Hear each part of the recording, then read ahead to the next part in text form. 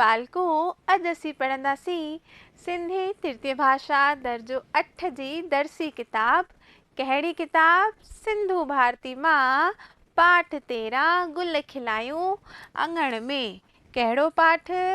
गुल खिलायूं अंगण में। बालको ही पाठ तव्हांजी किताब जो आख़िरी पाठ आहे। माना पंहिंजो पूरो किताब हिते कंप्लीट थी चुको आहे। अॼु पाण हिन पाठ जा सुवाल जवाब कंदासीं। हिन पाठ जे भाग पहिरें में असां हिन पाठ खे जंहिंजी सिंफ हुई कविता या गीत तंहिंखे पाण सुठी तरह पढ़ियो हो ऐं सम्झो हो। अॼु पाण हिन जा सुवाल जवाब कंदासीं। अचो बालको पाठ शुरू कयूं था। पाठ जो भाग ॿियो जंहिंमें आहिनि सुवाल जवाब। सुवाल जवाब करण खां पहिरीं बालको तव्हां पाण सां गॾु पंहिंजो दर्सी किताब Sindhu Bharati copy pen pencil सभु खणी वेठा हूंदा। तव्हांखे सुठी तरह सम्झ में ईंदो।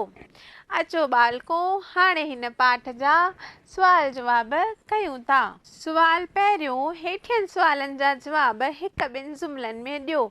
यानी हेठियां जेके सुवाल ईंदा तंहिंजा जवाब पाण खे हिक ॿिनि जुमलनि में ई ॾियणा आहिनि।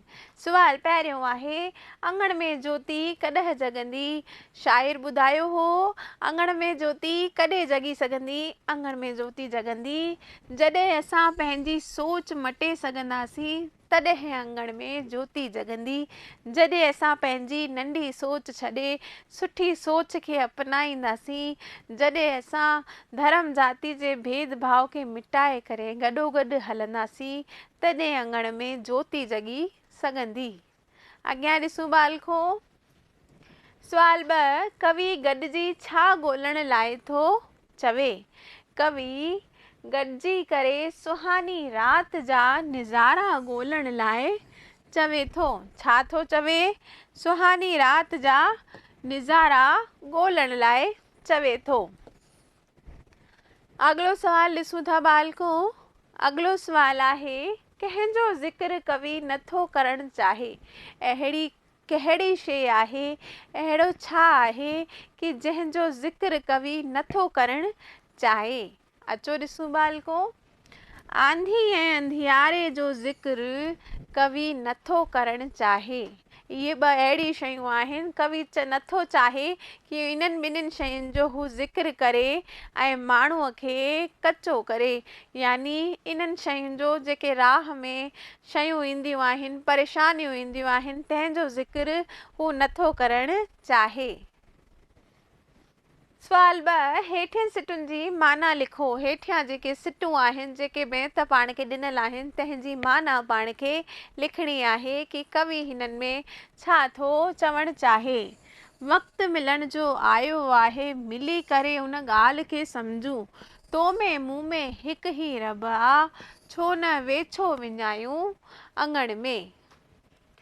शाइर नंदलाल राजपाल निर्दोष हिन सिट में सम्झायो आहे कि ही वक़्तु जेको आहे सो हिते बालको नंढो ऊ ईंदो, वॾो ऊ लिखियलु आहे, तव्हां सही करे छॾिजो। कवि सम्झायो आहे कि ही वक़्तु मिली करे कमु करण जो आहे, कि असां सभिनि खे मिली करे गॾिजी करे कमु करिणो खपे, अलॻि अलॻि न रहणो खपे। असीं सभिनि खे मिली करे इन ॻाल्हि खे सम्झणो आहे त असां सभिनि जो हिकु ई रब आहे। तुंहिंजो मुंहिंजो हिकु ई रब आहे जी माना आहे तुंहिंजो मुंहिंजो भॻवान ख़ुदा ईश्वर अल्लाह सभु हिकिड़ो ई आहे। त पाण खे जाति धर्म आधार ते भेदभाव भुलिजी करे हमेशह गॾोगॾु रहणु घुरिजे। इन करे जेके बि धर्म जाति जे आधार ते असां सभिनि जे विच में दूरियूं आहिनि, तंहिंखे असांखे मिटाए छॾिणो खपे। हमेशह धर्म जाति भुलिजी करे गॾोगॾु हथ सां हथ मिलाए हलणु घुरिजे ऐं मिली करे हर परेशानी जो सामनो करिणो खपे। अचो बालको अगलो सवाल ॾिसूं था। छो निर्दोष थो ज़िक्र करी आंधी ऐं अंधियारो जो, छो न अॼु पंहिंजो ॿूटो ॿारे गुल खिलायूं अंगण में। हिन सिट में कविअ छा सम्झायो आहे? शाइर नंदलाल राजपाल निर्दोष चवनि था कि असांखे आंधी ऐं अंधियारे जो ज़िक्र न करणो खपे, यानी जेके रस्ते में परेशानियूं ईंदियूं हिन धर्म जाति जे आधार ते गॾोगॾु हलण में, उन्हनि सभी परेशानियुनि जो ज़िक्र न करणो खपे, उन्हनि खे सोचणो ई न खपे ऐं अॻियां हलंदो रहणो खपे। सभई हिकु हमेशा अॻियां वधिणो खपे। अचो त पाण सभई हिकु सुठो कमु करियूं, आंगन में गुल फुल खिलायूं। शाइर चवनि था कि अचो पाण सुठो कमु करियूं। कहिड़ो कमु करियूं? पंहिंजे आंगण में गुल फुल खिलायूं। गुल फुल खिलाइण जी माना हिते इहा आहे कि असां सभु धर्म जाति भुलिजी करे एक थी करे हलूं, हिकु थी करे हलूं। अगलो सवाल ॾिसूं था बालको। अगलो आहे सुवाल 3, बैत जे सिटुनि जा जोड़ा मिलायो। यानी हिते जेके इहे सिटूं ॾिनल आहिनि, इन्हनि जा जोड़ा पाण खे साम्हूं वारे सां मिलाइणा आहिनि। अ जोड़े खे ॿ जोड़े सां मिलाइणो आहे। पहिरियों छा आहे? सोचींदे सोचींदे साल लॻी विया। सोचींदे सोचींदे साल लॻी विया, हिन खे मिलाइबो हिन खां। हर कोई हिक ॿिए ॾे तके कि सोचींदे सोचींदे साल लॻी विया, हर कोई हिक ॿिए खे तकी रहियो आहे। ॿियो आहे छो न अॼु पंहिंजी सोच मटाए। छो न अॼु पंहिंजी सोच मटाए जोत जॻायूं अंगण में। टियों आहे हल त हलूं गॾिजी ॻोल्हियूं मंजर सुहानी रात जा।